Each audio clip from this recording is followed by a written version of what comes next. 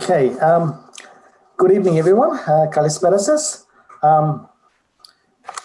Big welcome to everyone, and an even bigger welcome to those joining this online seminar series for the first time. This is the fourth in the series of our online presentations since we converted to online, and this program will be running till the end of October, a bit longer this year, as the film festival is cancelled, and we've had a late start to the series because of the known situation. So every Thursday at 7 p.m, we will be broadcasting seminars until the end of September. All the remaining seminars this year will be online. For those who are not aware of the rest of the year's program, it's on the website. Just go to the menu button under Education. I might also send the link to those who are on chat as well later on. Alternatively, you can go to the Greek Community webpage and ask to be a subscriber to receive the email updates on our weekly seminars. For those who have registered through Zoom and are able to use the chat function, I'll be monitoring the chat function during the course of the presentation and where I can be providing answers. And towards the end, with a few minutes left to go, I'll be also seeking your request for questions that we'll be able to pass on to the speaker to answer as well. So for those who have questions, take advantage of that. Okay, let's make a start. In the immediate aftermath of World War II, Ben Chiefeley, Prime Minister of Australia, established the Federal Department of Immigration to administer a large-scale immigration program. Chiefeley commissioned a report on the subject, which found that Australia was in urgent need of a larger population for the purposes of defence and development, and recommended a 1% annual increase in population through increased immigration. It was the task of the First Minister for Migration, Arthur Calwell, to promote mass migration, and he did it with the slogan, "Populate or perish." Calwell stated in 1947 to the critics of mass immigration from non-British Europe, "We have 25 years at most to populate this country before the yellow races are down on us." Naturally, with the wide Australian policy in play, there was a pecking order. The preference for assisted passage was for migrants from Great Britain. But once the supply was diminished, it moved on to more palatable North Europeans, the Dutch, the Germans, the Scandinavians, and later less palatable Central and Southern European migrants, the Greeks, the Italians, the Yugoslavs, and so forth. From about 1946 into the 1960s, more than 1 million boat people arrived in Australia aboard a range of passenger carrying ships that ranged from as low as 3,000 gross tonnes to perhaps 25,000 gross tonnes. They really varied in size. The displaced and dispossessed people of Europe came to Australia in great numbers and eventually made an enormous contribution to this nation. Most of us following this presentation today were either part of that wave of descendants, or descendants of those that arrived. As the jet age was in its infancy, these humble liners were the workhorses ploughing through the oceans. They were the carriers of dreams and hopes, the enablers of new destinies. Our speaker tonight, Michael Brady, today will focus on the passenger liners of the Chandris family. Probably the most famous of these liners was the Patris. The Patris made 91 voyages to Australia. It had a capacity of 721 passengers, that's without crew, and I wouldn't be surprised if there were a few extra stowaways on there as well. If you do your sums, that's 65,611 passengers without the stowaways, a massive number. In any case, if you don't know what the deck of the Patris looks like, I'll share a photo.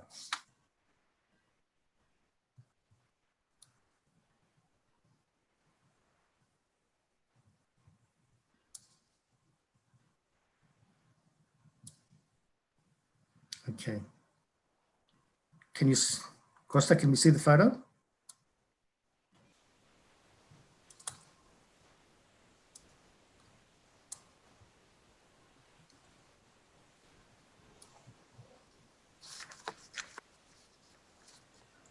as I said before, if you don't know what the deck of the Patris looks like, I will share a photo. Michael, can you see the screen? Beautiful. Okay, good. Okay. That's me, the tall, lanky kid in shorts, stuck in the middle of the Indian Ocean. The next day, use of the ship's swimming pool was banned and off limits to the other 720 passengers because I fell in it. I've always had a mischievous streak. Now, let's move to tonight's speaker, Michael Brady. Michael grew up in Adelaide and is the father of Mike Brady, a musician who reworked Up There Kazali into a football theme song. Michael has a design background, a lifelong fascination with ships, and a deep enjoyment of illustration. By founding Liner Designs and Illustration, he has turned his passion and hobby into a profession. He's using his design and illustration skills to pay tribute to those beautiful old liners where he offers opportunity for former passengers and crew to buy high quality drawings of their ship. In this presentation tonight, he will focus on the ships of the Chandris Lines, some of which have attained mythical status in the imagination of tens, if not hundreds of thousands of migrants who were ferried to these shores in search of a better life. Over to you, Michael. Beautiful introduction. Thanks very much for having me along. It's a real pleasure to be able to speak to everyone at home. I was kind of looking forward to having an audience and also for the invitation that Nick gave me to go out for an uzo afterwards, but I did come prepared. I've got my little Uzaki. I'm going to save that for later on. We've got questions. Brilliantly prefaced and a great intro, I think, outlining the general situation. It was a really tough time after World War II for the majority of Europe, people coming out. Give you a bit of background on myself. I'm just going to go ahead and share my screen so I can get my presentation running, which has now disappeared. Obviously, Europe was in the throes of a crisis at the end of World War II, economic and societal as well. It resulted in one of the largest instances of mass migration across the globe, really an exodus of people going out to lands which were to be considered really more of a land of opportunity like Australia. Just going to go ahead and get this up and running. Great to introduce myself. For want of a better term, I'm a massive nerd. My dad, we mentioned earlier, he came out to Australia in 1959 on this ship, which looks like it fell out of the 1930s because it did. You know, it was built in 1931. Beautiful old British passenger liner, and my dad and his family came out. Obviously, had a pretty big impact on a little 9-year-old from London. So, Dad, when I was growing up, would always talk about ships, and I think a bit of it rubbed off. I always was really interested in the Titanic. It's still my party trick. I can still bore people to death. Don't mention the Titanic around me. There are people, my friends are listening tonight, they know. Don't mention the Titanic, you'll regret it because I won't stop. You mentioned that I started a business in 2018. That was off the back. It was my father's 70th birthday, and I wanted to draw him something sort of memorable. I didn't really know what to get him to mark the occasion. So I went out and I drew his ship, and that was the first thing that I did. You can see they're quite large, the drawings. And from there, it really got me interested, I think, in immigrant history to this country, as well as it just perfectly combined my natural interest in ships as well. So that's kind of why you've got a Irish Australian sitting here talking to the Greek Orthodox community of Australia, which is, it's really a pleasure. It's really lovely to be here. I myself, relatively recently had a great foray into Greek culture. I got to visit in 2018 before all of this sort of craziness happened. So I've really enjoyed it and love to interact with the Greek community. So it's fantastic to be here. Just wanted to start off by giving a bit of an outline on what it was like to immigrate to Australia before the age of steam. We're talking about the 19th century, so think when Australia was obviously discovered and convicts were being sent out. What was it like to get a ship to Australia at the time? Believe it or not, there was a time, this is actually a photograph of Station Pier, which I love. You can see the ship in the front is a really early steamer. So it's actually a sailing ship with a funnel. But, for about 100 something years, 150 years, ports around Australia look just like this. You've got hundreds of sailing ships all tied up and people kind of staggering out of them, probably green about the face because they'd been on a ship for 4 months. It used to take months and months to come out here. You could not possibly imagine what the conditions were like. You may have heard the term steerage before. Steerage was used to describe the third class passengers in a relatively polite fashion before there were even first or second or third classes. So called because they were quartered down in the depths of the ship where the steering gear was held for the tiller and the rudder, hence the name steerage, because they were sort of crammed below decks. What it meant was 4 months of really no bathing, no recreational facilities apart from wooden benches, which is great. Oil lamps were forbidden. So, if it's nighttime, you're kind of just stuck down in the bottom there. Straw mattresses. It was a pretty miserable time. It was communal living. You can only imagine how that would have smelled. Again, 4 months. Can't even begin to sort of fathom what that would have been like. There was a huge boom. I mean, Victoria went through a gold rush in the latter half of the 19th century. And so a lot of people started making this trip out to Australia and sort of braving the elements because a lot of ships just didn't make it at the time. If you were coming out to Australia by ship, you were kind of gambling a little bit. A lot of people were risking it to come out and go to the goldfields and mine and earn a fortune because they had heard that Australia was a land of opportunity. So you had a lot of European families, interestingly, a lot of Chinese families as well. So it was a really fascinating time. A lot of ships disappeared. A lot of ships didn't have a great time. So the Surf Coast down near Cape Otway has also got its sort of moniker of the shipwreck coast for good reason, because it's littered with shipwrecks. You can walk maybe 200 meters and come across another shipwreck every so often. You find little bits and pieces.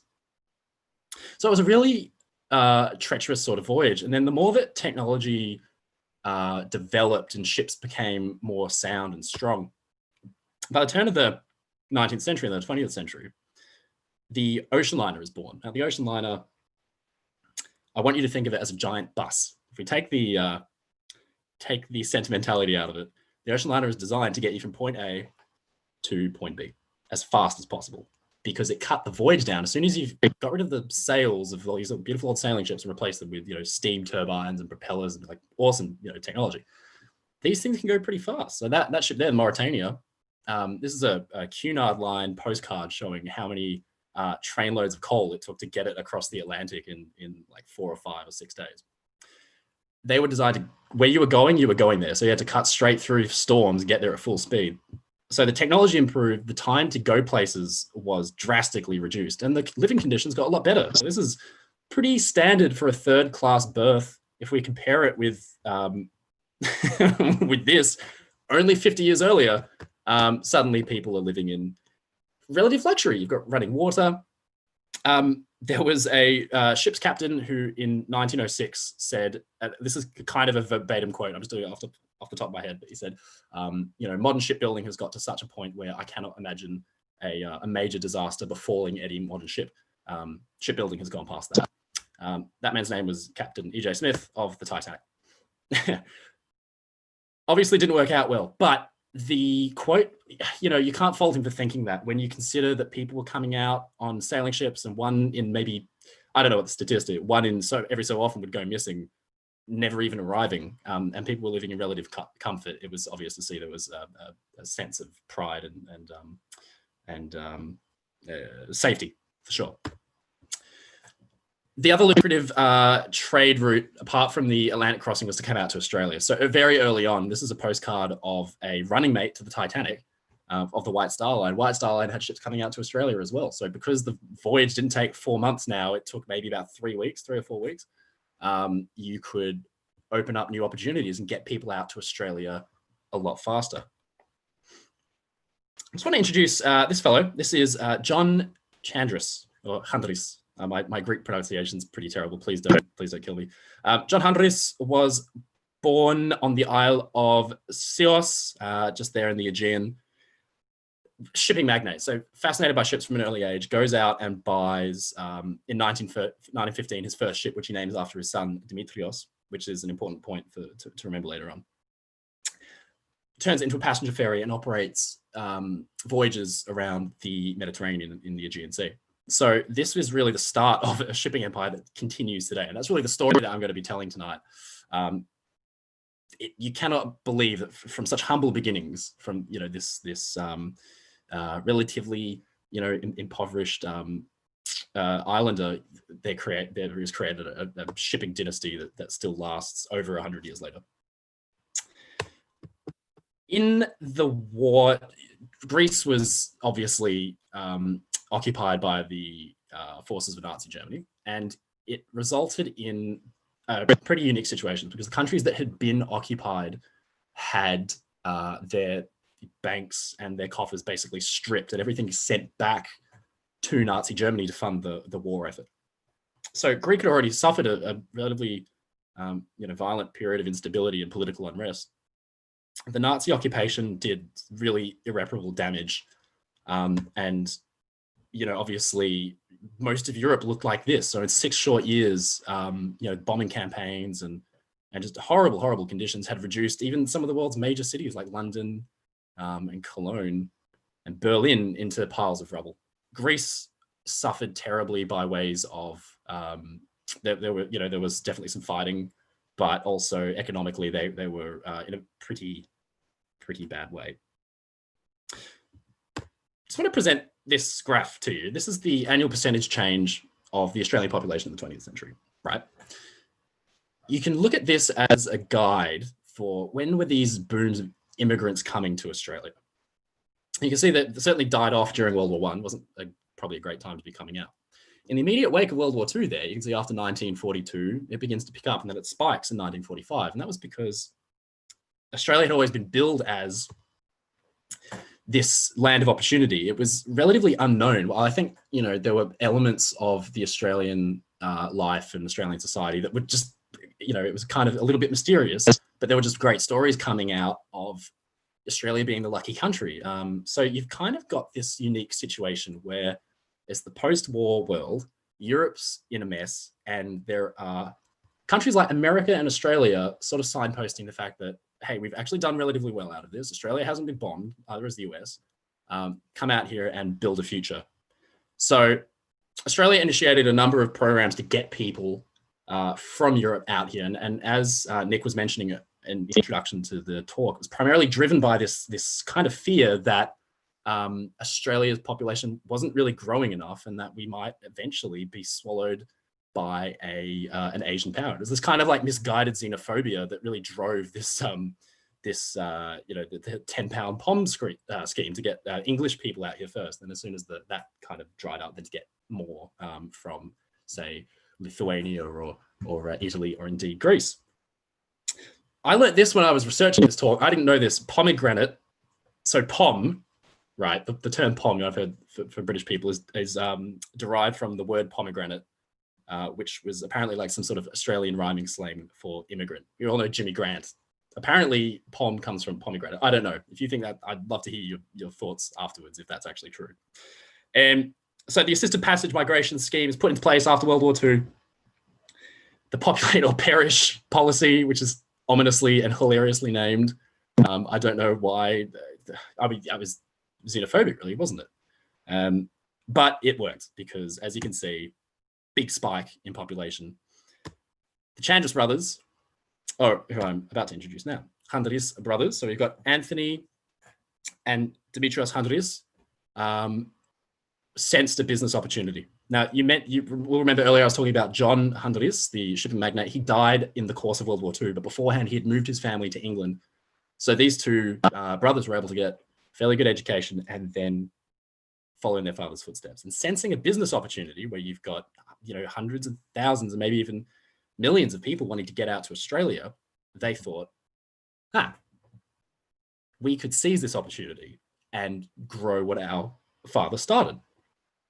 At the time, Chandris Line was really just a sort of smattering of little ferries, maybe a couple of passenger boats here and there, and tankers and cargo ships.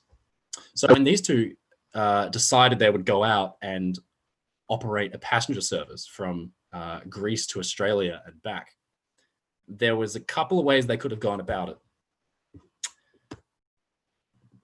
It was in the middle of this migrant boom, of course, and these are some great photographs of people arriving in Melbourne, I believe. At the same time that the Chandris brothers were thinking about buying their first ship specifically for the purpose of coming to Australia in the late 1950s, Newcastle Line, which operated a very regular service of ships around South Africa, was getting rid of this beauty. This is the Bloemfontein Castle, built by Harland and Wolff, so the same shipyard that built Titanic. She was launched in 1948. And what's interesting about this ship was that it was an experiment by Newcastle Line to have a one-class ship. So do away with this whole idea of having a first class and a second class and a third class. At the time, not very successful. You know, the kind of like British caste system in Africa, still very prevalent. She only served about 8, maybe 9 years with Union Castle before they decided to sell her on. So it was the perfect opportunity. The Chandris brothers bought the ship and renamed it Patris. And look, they did some upgrades and they modified her a little. They built some more cabins in, and they did overhaul her a little bit. And then they painted it blue and white and said, well, that's the Patris. Brilliant choice of name as well. All of the names of the Chandris fleet are very evocative of Greek culture. And at every point, you're reminded that you're actually standing on a Greek ship. So one of my favorite facts about the Patris and then other ships after Patris is that on a British ship, right, you would have all of the decks, like an apartment building has floors. They would all be given a name like A deck, maybe the sun deck on the top, and then A deck, B deck, C deck, D deck. On the Patris, you had the top deck would be the Aegean deck, then the Mediterranean deck, the Ionian deck, the Corinthic deck, the Cretan deck, and the Doric deck. So like at every point, you're reminded that you're actually standing on Greece. And I think that's part of what the appeal is and why there's still such a strong community of people interested in these ships, is that because they represented to the people coming out to Australia, you weren't just on a ship, you were standing still on Greek soil. It was a 3-week voyage by the time Patris was coming out to Australia, 3 weeks. So you've got people who've never probably been on open water, spending 3 weeks in what was essentially quite a sparse kind of immigrant liner, but remarkably better conditions to what we were talking about earlier from the 19th century. Patris had a relatively uninteresting career, save for a couple of little incidents. So she started arriving in Australia in 1959, and she was eventually retired in 1975, right? So she had a pretty good run. She brought countless thousands of Greek migrants to Australia to start new lives, landing in, say, Western Australia, and then there would be different landing stages. So South Australia, Port Melbourne, then up through to Sydney and then Brisbane.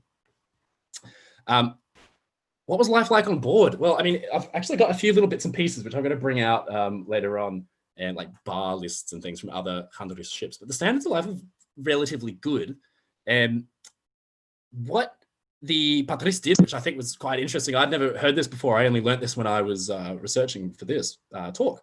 Was that in 1962, West New Guinea was turfing out the sort of Dutch families that had been living there in a dispute with Indonesia. There was a dispute between the Netherlands and Indonesia on who really owned that part of the territory. And the United Nations kind of governed it, and the Dutch lost. So 600 Dutch families evacuated, and it was the Patris that carried them. I didn't know that. That's a really interesting little bit of history. Patris would again help serve a sort of humanitarian role in 1974, when she was laid up at the sort of genesis of the jet age, when suddenly it was much easier to come out to Australia in a matter of hours instead of 3 weeks. The Patris was anchored off of Darwin in 1974 in the wake of Cyclone Tracy, because the cyclone had come through, obviously demolished the city. And Patris was selected to serve as a sort of floating hotel for those who had lost their homes, which is a really nice little footnote in history. All in all, Patris was an extremely successful ship, and one that's, I think Nick identified it as the most famous, maybe, of Greek liners to Australia. Certainly very endearing. I mean, there's no denying it.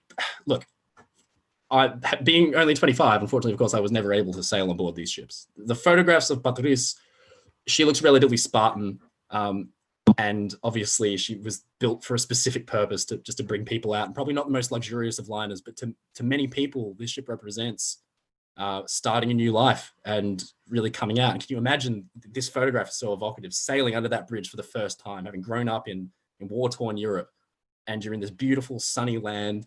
It would have been a truly spectacular experience. Worth mentioning as well, the Chandris brothers were pretty smart, because they diversified their portfolio, so to speak, and invested in smaller ships that they would turn into cruise ships. This is a question I get asked a lot. What is the difference between a cruise ship and an ocean liner? The cruise ship is specifically designed for fun, to sort of carry you around places so you can enjoy yourself. Just looking at that now, having been in isolation for 148 days, just looks like a coronavirus hotspot. That looks terrible.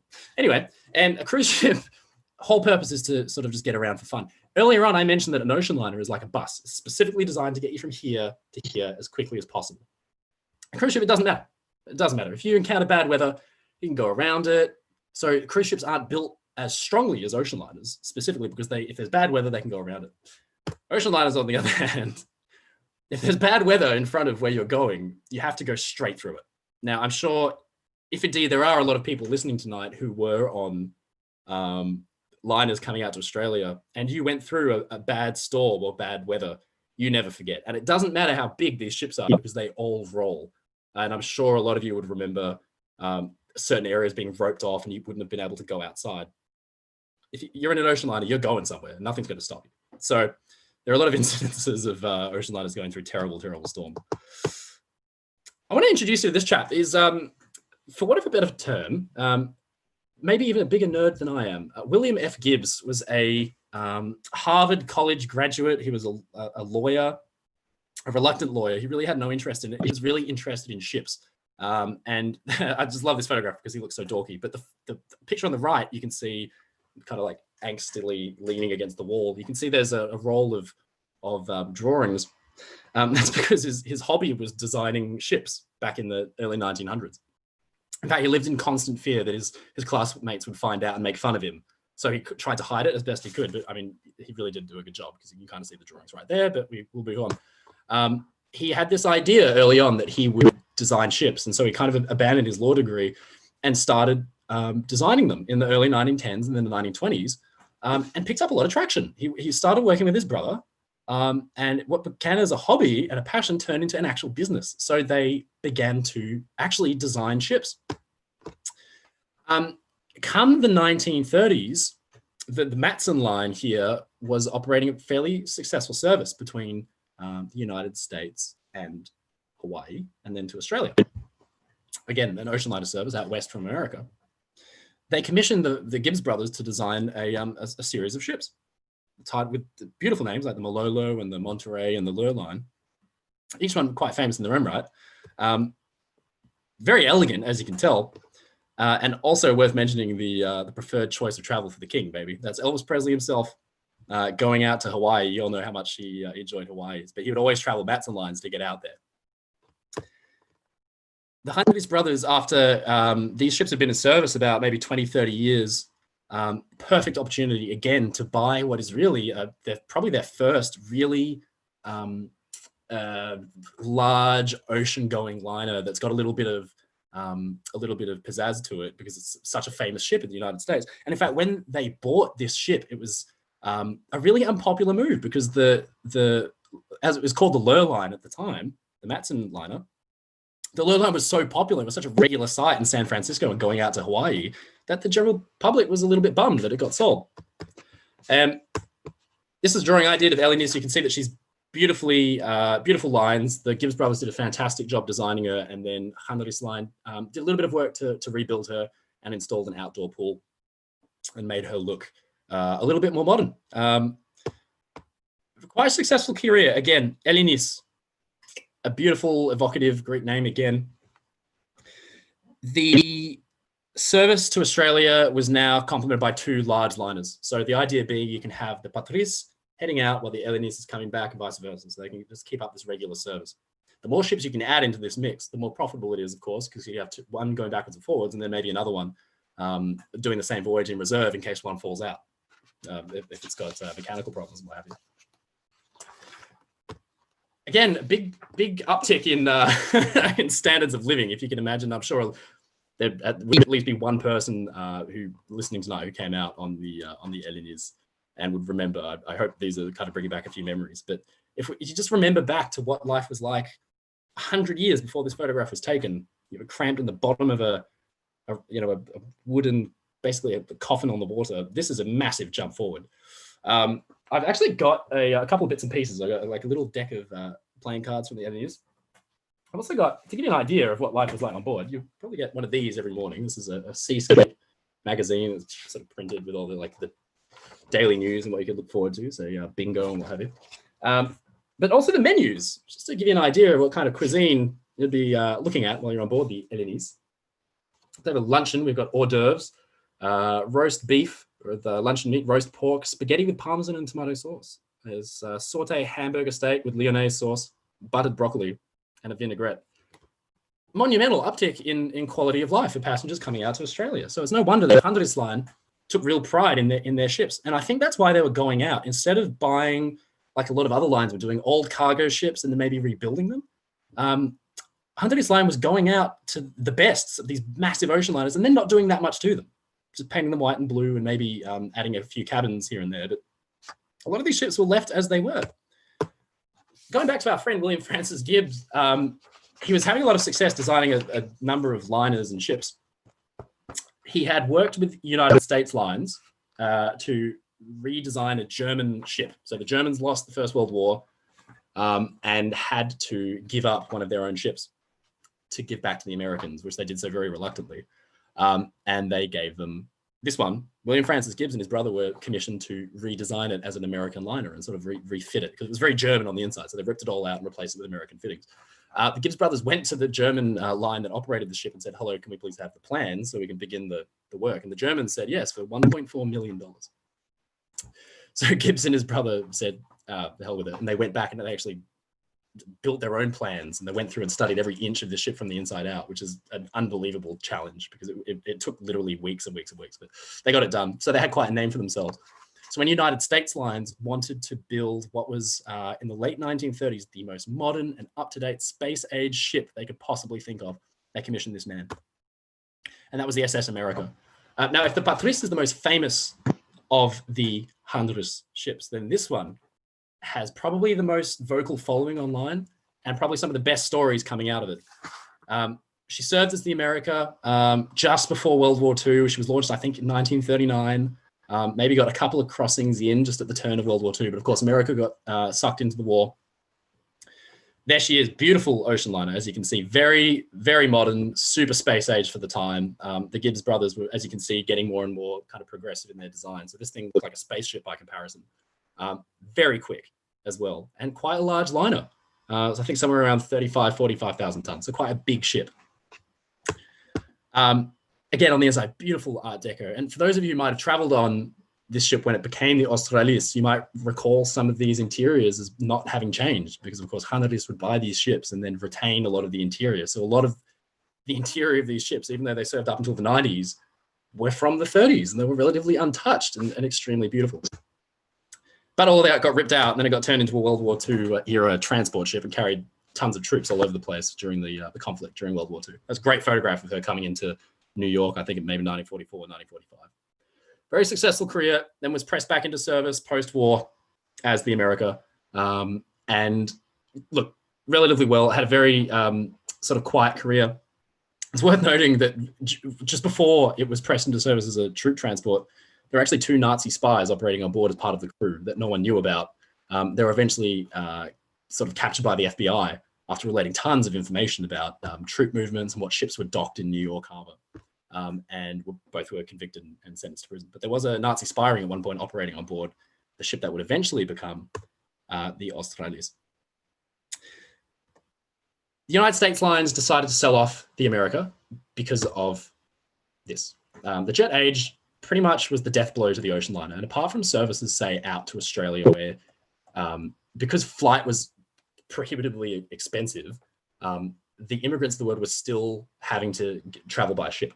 But the transatlantic voyage was now, you could do it in a matter of hours instead of going by ship over days and days. You notice there the little point saying Hawaii is only 22 and a half hours from Chicago. I wonder how Matson Line felt about that. Elvis would have loved it. Maybe much less time traveling. America is sold to Hunties. And what a buy. I mean, look at this. They paint her beautiful sparkling white. She becomes the flagship of the fleet, and for good reason. I mean, this was a spectacular ocean-going liner. She was beautifully designed. Probably had one of the most interesting careers of any ship in history. So she gets bought by Chandris and is an immediate success. She's beautifully designed. This is a drawing I did of her last year at around about the time they bought her. And you can see it really looks like a racing car. That's what I like about the way that Gibbs designed his ships, is that as the further down his career they got, the more kind of like aggressive they got. You see that one looks really like it's ready to go. A very successful ship. A lot of people have a lot of very fond memories of being landed in Australia on the Australis, indeed.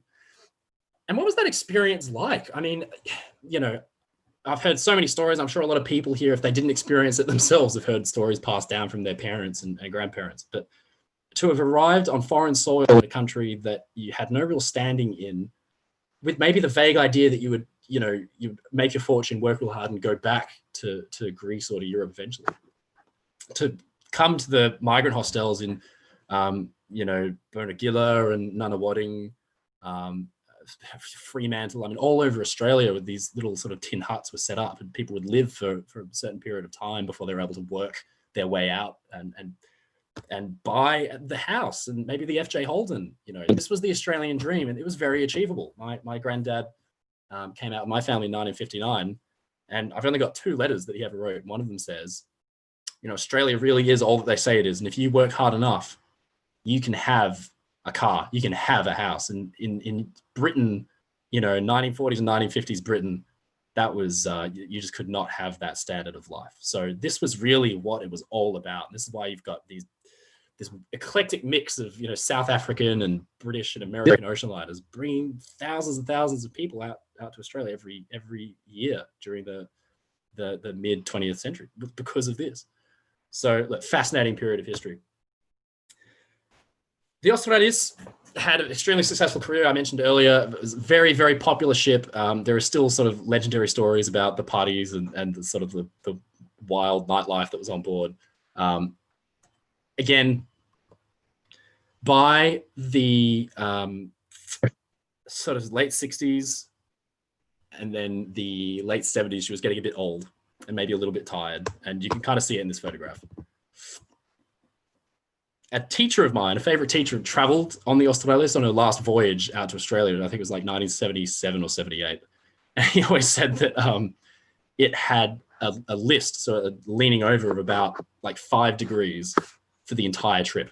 And 5 degrees doesn't sound like much, but I don't know if you've ever kind of like stood to the side for 5 degrees and tried to like walk up and down. It's because it had flooded a little bit in one of the compartments along the hull, and the crew had stopped the flooding, but couldn't really fix it.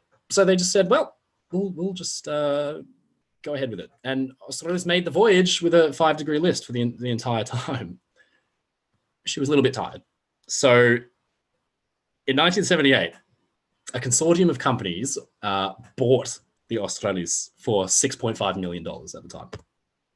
I just want to give a quick shout out here, and I really hate to do this, but this TV show, The Love Boat, I'm sure you've all heard of it.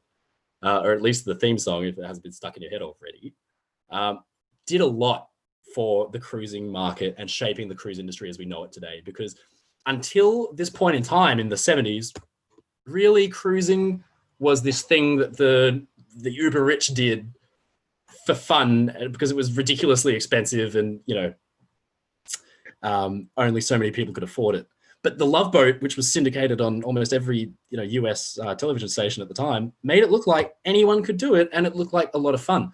So you see this monumental boom in the 70s and 80s and 90s of cruising, of getting on a ship for the sole purpose of going somewhere and having fun. Enter Venture Cruise Lines. This is one of my favorite ocean liner themed stories because it's just so monumentally funny. Venture had this idea, bless them, that they could buy the Australis, which had been in service now, 40-something years. They thought they could buy it and then recapture this sort of like bygone era of romance and luxury, and renamed it the America and repainted it. This is going to go bad because the brochure over there on the left, they've just taken a picture of the Australis and just got rid of the white crosses on the funnel, and then have just left it. So they haven't reflected the way that the ship was painted. There it is the America. It looks very smart. There's no doubt they've slapped a fresh coat of paint on it and renamed it the America, and operated a series of cruises. You can see there, 2, 3, 4, 5-day cruises from New York, something like $100 at the time, which is almost unheard of. The first cruise out of New York Harbor, people get on board and passengers realize 100 of them can't even find their cabin. There's rubbish all over the place. The toilets are backed up. Staff, instead of washing plates, are sort of drying them down with a towel. There's rats, and in certain parts, the ship just outright stinks. The ship doesn't make it out of New York Harbor before the passengers actually mutiny. I've got reports of people picking fights with the crew, people standing outside the purser's office shouting that we want to get off. And a bunch of tugs came out. The captain was forced to stop. Passengers just jumped and scrambled down the side and were stuck at Staten Island. Not a great start for Venture Cruise Lines.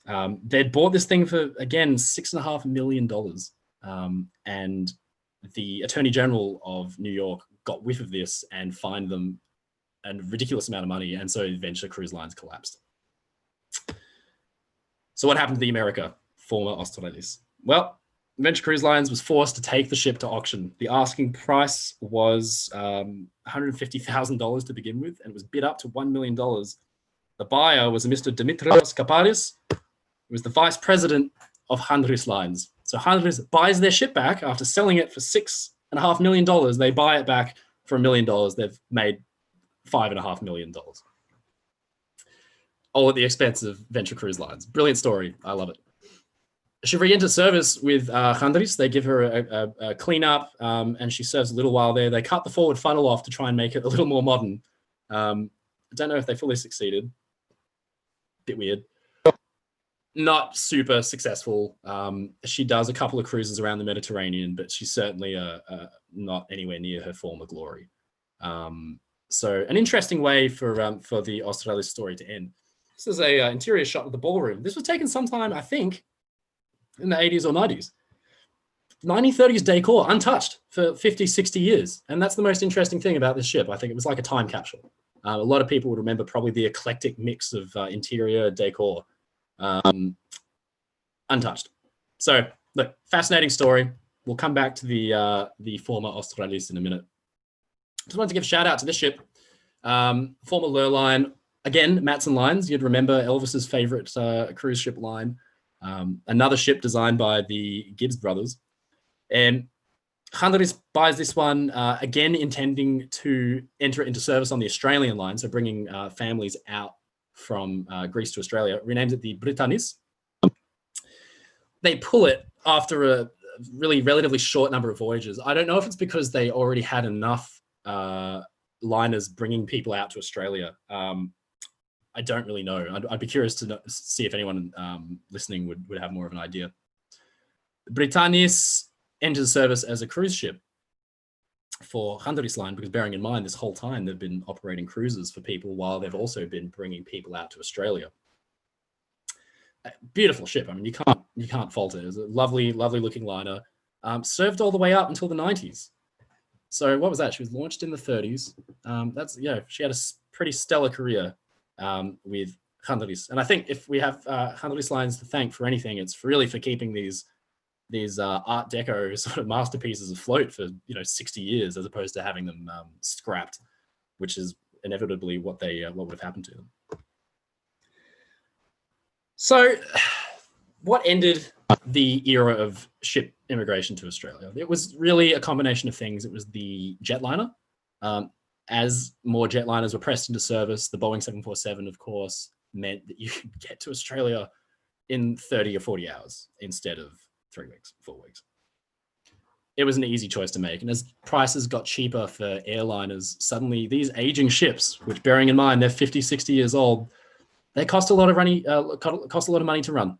They're not cheap. They're aging. It's failing. Engines are breaking midway through. I mean, the ship that my dad came out on was only 30 years old, and the engines almost basically exploded when they were in the Thames estuary. So again, not a great time. The 1979 oil crisis as well, which coincided with the Iranian Revolution, pushed prices up quite a lot. So it was a lot more economical for companies to fly people out. So what happened to the Chandris fleet of ships? Because one by one, they were all sold. Patris, which you would recognize being the first ship they bought, was renamed the Mediterranean Star and turned into a car ferry, kind of ignominious end, and then eventually scrapped, I think, in 1987. Again, a ship that was launched in the 40s, she had a pretty good run. But yes, maybe a little bit sad seeing her pressed in as nothing more than a car ferry. The Britanis is probably one of my favorite stories. This kind of proud ship, Elvis's former favorite. There's a lot of photographs of him on this ship. They sell her for scrap. And so the company that has bought it is towing it to get scrapped when the Britanis decides it doesn't want anything to do with that. And it decides to roll over and sink instead. True story. Yeah, that's, you know what? Who could blame her? Why not? I would rather see a ship sink than become than get scrapped and torn apart. I don't know. There's something kind of funny about a ship just deciding, no, I want to go out my own way. The Australis, plagued since her Venture Cruise Lines days, is getting towed because after, I think she was sitting there idle for maybe 10, 15 years. In the 90s, early 90s, I think it was 1993, she was sold to become a 5-star hotel and in Thailand, I believe, off the top of my head. Correct me on that in the chat, please. And so they were towing her. It would have taken 100 days to get her to an eventual destination where they were going to refit it as a hotel.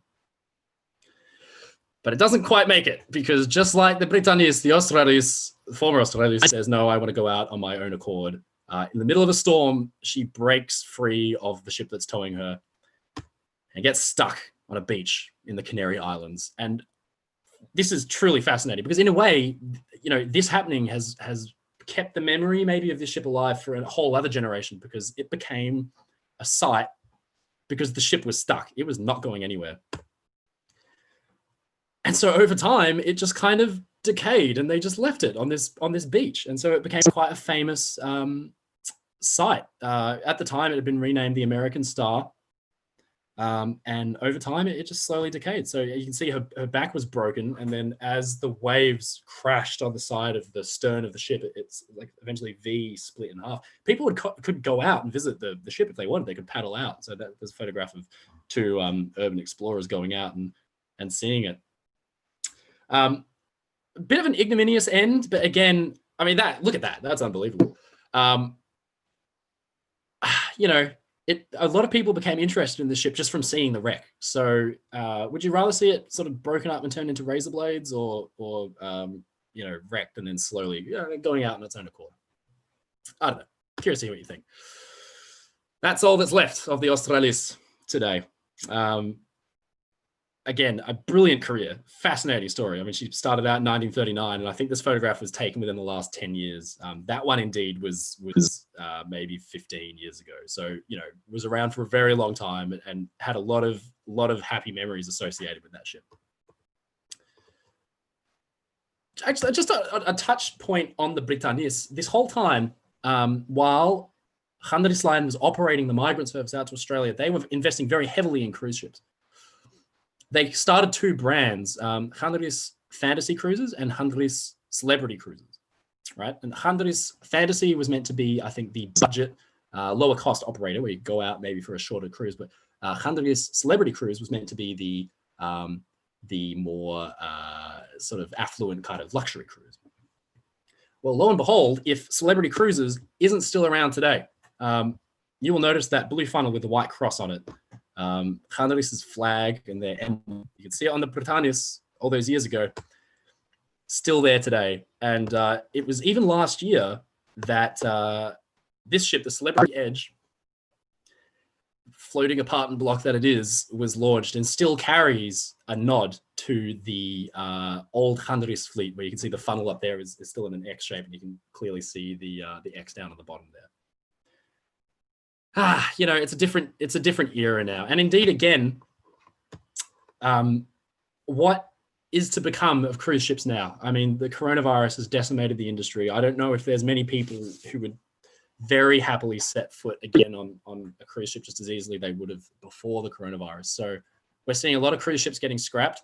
I think environmentally, maybe not such a bad thing. I think for one cruise ship to you know, journey in its voyage, it costs about the same amount of fuel and expels as much gas and toxins in the environment as 5 million cars covering the same voyage. So maybe a slight reduction in cruise ships may not be such a bad thing, but it's certainly not great to see all these being scrapped and so many jobs indeed being lost in the face of this pandemic. Worth noticing as well that Chandris Group still operates a fleet of tankers, which also bear the blue funnel and the white cross. So they're still around today. Final point from me, going back to our old nerdy friend, William Francis Gibbs. By the Second World War, he is recognized as probably the most preeminent ship designer in the United States. And indeed, you can see him featured there on the front of Time magazine. So not bad for a former law student who started out, you know, redesigning British battleships in his bedroom. You'll remember that I mentioned he started out drawing these ships for fun. When he was a kid, when was this? This was just before World War I, I believe. He designed something that was a 1,000-foot ocean liner. You can see very sleek, very elegant, very fast, massive ocean liner for the United States lines. And they were interested, but the deal fell through because of World War I. 30 or 40 years later, the United States lines commissioned him and said, do you want to, you know, we want a flagship. We want you to design it. And so he did. And he went out and he designed and he built the ship that he had dreamt of since he was a 20-year-old. And this is the SS United States, the running mate to the America that, of course, eventually became the Australis. Monumental speed monster of a thing. I mean, that's actually a photograph of him standing in front of his ship. You can see William Gibbs in the foreground there. You can just sense the power of this thing. I mean, it was probably the most powerful ocean liner ever developed. And rumor is that it went up to about 40 knots at top speed, which is maybe about 70 kilometers per hour, thereabouts. Very fast, very big, and the toast of high society in America in the 50s and 60s. Again, a casualty of the jetliner. Still exists today. The ship that William Gibbs had dreamt of while he was designing all these ships like the America and the ships that would become the Britanis and the Ellinis and the Australis. The United States is still there, and she's sitting in Philadelphia Harbor, just kind of rotting. No one knows what to do with it. This is a 1,000-something foot long ocean liner. She weighs 80,000 tons. No one knows really how they're going to solve this problem. There's an effort to try and save it, but we'll just have to wait and see. If you're interested, visit savetheunitedstates.org. There, they've got a lot of information. But it would be sad to see this go. This is a living link between history, and to stroll the decks of the United States today, it would not be too much different from going on board the Australis and indeed strolling the decks as you might have in 1969 or 1970. So that's the story. It involved Elvis, a Nazi spy ring, a kind of dorky ocean liner designer, and a brilliant drive to get a whole generation of people out to Australia. And I think the biggest hallmark of the success of this program is that I can, look around where I work, or when I was in uni, I could look around the classroom and see a whole mix of people who've come from all different avenues of the globe, who their family all probably came by ship in the 50s and the 60s and the 70s. The Australian dream we are living today. And, people my age and a lot of my friends and family have this generation of people to thank. So a lot of very brave Greek and European families who came out. And every now and then when you go to Station Pier, you will see a ship with a blue funnel and a white cross, just like you would have in the 60s and 70s when the Chandris ships were coming out. So look, thanks so much for hearing me out. It's been a pleasure talking to you all remotely. I'm going to have my my Uzaki now. I think I've earned it. Would love to hear any questions if anyone has got any, but thank you very much for having me. It's been an extraordinary honor. Michael, can you hear me? Got you. Yep. Yeah. That was a fantastic presentation. I'm sure we could have you going all night and recounting all those stories. So really well done, and we definitely want you back again at sort of some stage to continue the story. A lot of stories there, and we've got quite a few questions. I'm just trying to get through them. Sometimes some are comments, some are sort of questions. A question from Joe Hatley. Did Australis have a fire on board at some stage during its lifetime? Good question. I think engine room fires were relatively, hesitate to say common, but they definitely happened a fair bit. I know there were a lot of ships at the time who burned, right? So there seems to be, for some reason, a lot of French and Dutch and Italian ships that burnt. So some of you might remember the hilariously named Johan van Oldenbarnevelt was eventually operating as a cruise ship. She was Dutch and she burnt pretty much to the waterline. Another Chandris ship, the Brittany, which was a cruise ship, burnt and she caught on fire. But I don't recall reading about a fire on the Australis that was serious enough to warrant attention. I might be wrong, but I haven't come across it. I'm sure there would have been some kind of engine room situation at some point. Okay. A question from Bonnie Wild. Do you know of any other paintings or writings on the Patris? So, any other paintings? Yeah, I've been drawing these ships for a little while. I think I mentioned at the start that I was drawing these. Patris is the only one that I haven't drawn yet, that I'm still working on. There are actually a few artists around. I was going to actually give a quick shout out to there is a Facebook group. If anyone's interested in learning more about this, there's a Facebook group called, if you Google it, called SS Australis Photos and Stories. A massive community dedicated to these ships and a lot of paintings and books and photographs being floated around. So I could not recommend that more if you wanted to have more of a look. Yeah. Okay, just a few more questions. What happened to the Ellinis? Where did it end up? The Ellinis was probably, I think, one of the few of those liners to eventually be successfully scrapped. So she was towed away and eventually broken up. Didn't sink on the way, you'll notice. So she was more than happy to eventually be broken up and scrapped. I don't know if you've ever seen footage of ships being scrapped, but if you're interested, you look up the Alang, Alang shipbreakers in India. They will drive these massive ships at full speed onto a beach, and then people descend on them like ants with cutting torches and break them apart. So unfortunately, that's what happened to Ellinis towards the end of her career. Yeah, okay. A question from Pandelis Tigolopoulos. On board the ship, were there any inductions on the ship that gave the travellers an insight into the future land of Australia and what they were going to encounter? As far as I understand, there was quite a lot of written material. So I think I've got a couple of examples, say, of this kind of brochure, which gave you insight and information around. This one's for the Panama Canal, right? But a lot of these would have been waiting for you, say, in your cabin, or as far as I understand, you might have been able to pick some up from some of the offices or locations around the ship. Purely anecdotally, I know when my father came out to Australia, there was really all they had was a postcard of Flinders Street Station explaining what Australia would be like, and that was really it. Again, I'd point you towards that Facebook group if you can, SS Australis Photos and Stories, because a lot of people who sailed the ships and would remember a lot of what the experience was like are very active there and very engaged, and you'll be able to sort of pitch a few questions that way. That'd be great.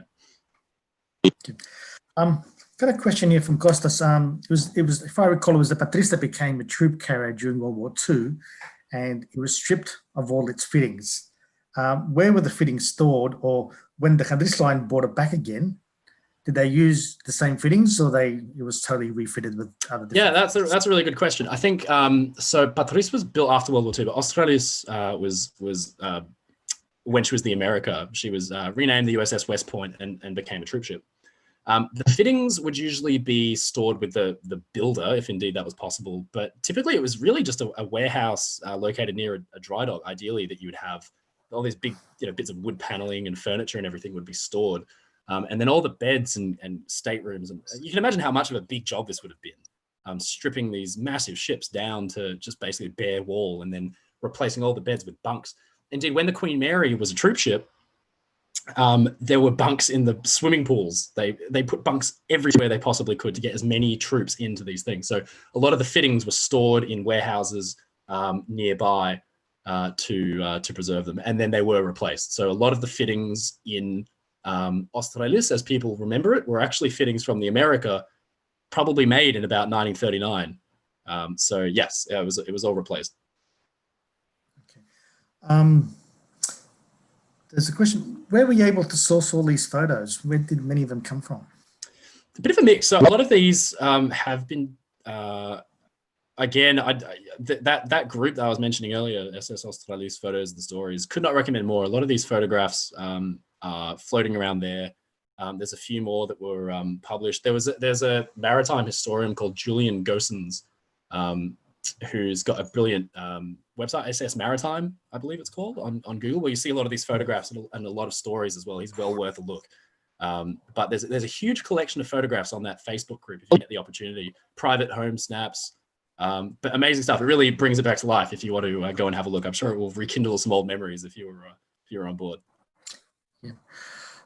I'm quite impressed by how knowledgeable a lot of the people who are sort of following this presentation. They're just sending through all sorts of information. I'm only going to sort of mention a select few of those sort of comments. There's one comment that someone was on board that vessel that went to Papua New Guinea, or what's today West Papua, to basically remove the Dutch that were there. Initially, P&O had the contract and they reneged upon it, and that's why Patris got they maybe thought it was too. They got the job, yeah. Also, some comments that I think the Patris was working as a car ferry between Cyprus and Lebanon. So over the course of its lifetime, it embarked upon many things. Some people actually worked on, one or two people worked on some of those ships. So there's a lot of comments, That's brilliant. I would very kindly welcome anyone to reach out and send me an email, please. If I can just share my screen again real quick, Nick. Yep. I was going to say, I've got my email address, and can you guys see that? Can you see my presentation? Yeah. Yep. See. That's the Facebook group I was telling you about. Would recommend checking this out because they've got some brilliant stuff. I'm just going to leave my email address up here for a second. If anyone would love to share their story, that story of coming out and being part of the evacuation on the Patris, fascinating. Would love to hear that. I actually publish a lot of articles on my website about these ships. I would love to really welcome. If anyone has any questions or wants to follow up or wants to have a discussion, please email me here at michael@linerdesigns.com. Would love to have more of a discussion. And indeed, if you're interested in learning more about the ships and seeing the drawings that I had done of them that I mentioned earlier, please feel free, visit linerdesigns.com. That's me. Shameless plug from my end, but would love to get your opinion if indeed you'd love to see the drawings and see the ships.